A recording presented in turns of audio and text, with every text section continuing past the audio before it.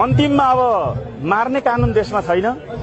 यी नेता बुढाहरू पनि नाताले तपाईँको प्रचण्ड ओली देउबा सबै नाता के लाग्यो भने तपाईँ हाम्रो आफ्नै मान्छे पर्दा रहेछन्। यिनीहरूलाई राष्ट्रिय प्राणी उद्यान भन्ने भक्तपुरमा 255 हेक्टर भन्दा माथिमा 8.5 अर्ब नेपाली जनताको लगानीमा बन्दैछ। त्यो जाउलाखेलको चिडियाखाना त्यहाँ सरेर जाने हो।